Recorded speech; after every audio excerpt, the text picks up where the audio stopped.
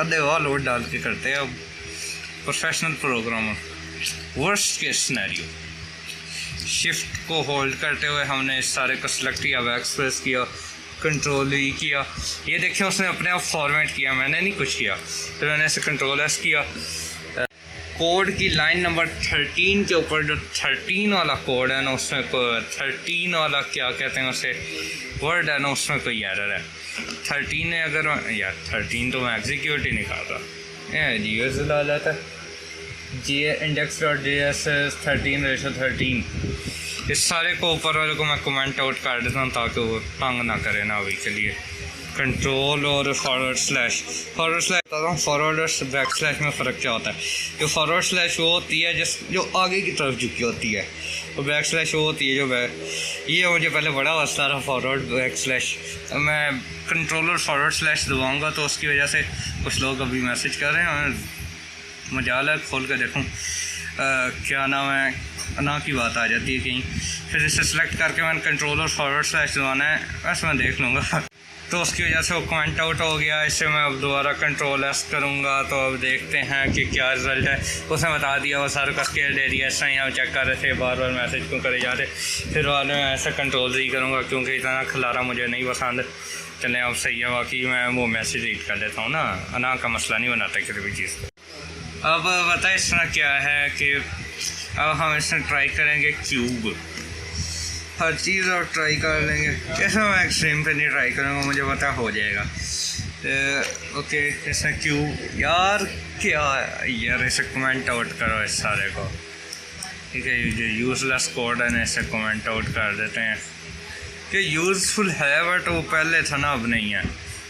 If you need classes, मैं zoom पे classes देता हूँ, अगर आपको चाहिए तो आपको अवेलेबल हो जाएंगी। अब वैसे मैं कंट्रोल एस करूँगा तो उसने वो क्यू हमें दे दिए हैं यार, फोकस कर लिया। अब आईफोन ले लेना लेटेस्ट वाला 14 Pro Max इंशाल्लाह ले लेना, बस रिलीज़ होते साथ ही ले लेना है। वो मैसेज से इसका रिप्लाई करने चला गया था इसलिए थोड़ा टाइम लग गया। चलें फिर इस तरह इसे मैं एक्सट्रीम पर नहीं चेक करूँगा, ठीक है, मुझे पता है ऐसा कर लेना। अस्सलाम वालेकुम, वेलकम टू नॉन CSS वाले डोमेन। मैंने आज खरीद ली डोमेन खरीदेंगे इस नाम की।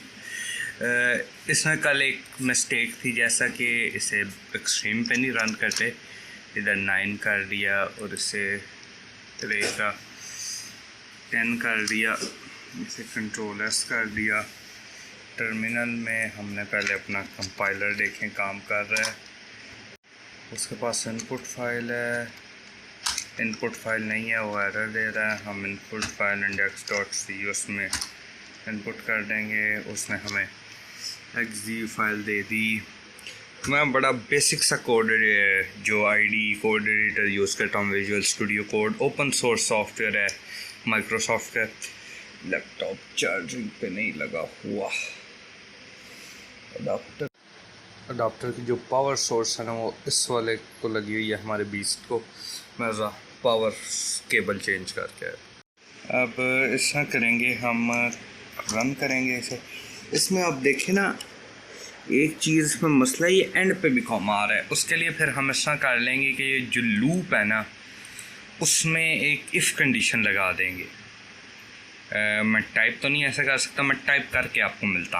ओके, हमने इसमें किया, उसके अंदर एक इफ़ कंडीशन लगा दी है लूप में। अगर i is less than j है, जो हमने वो मैक्सिमम लिमिट थी ना, उसे एक वेरिएबल बना दिया क्योंकि जगह जगह वो इस्तेमाल हो रहा था।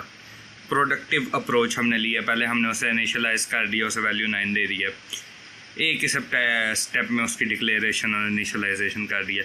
फिर यहाँ हमने कंडीशन लगाई है if i is less than j, तो फिर उसने वही करना है जो वो पहले करता है, और उसने वो प्रिंट कर देना है जो भी उसकी वैल्यू होगी ना एलिमेंट की, वो, और आगे कॉमा।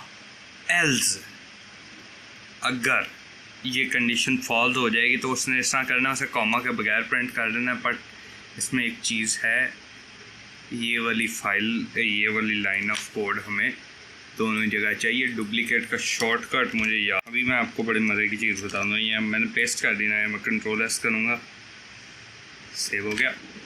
अब मैं जब इसे कंपाइल करूँगा ना, वो मुझे कंपाइलेशन के दौरान एक एरर देगा। अब मैं आपको बताता हूँ वो भी क्यों देगा। जिसे पता है पहले ही मुझे बताए।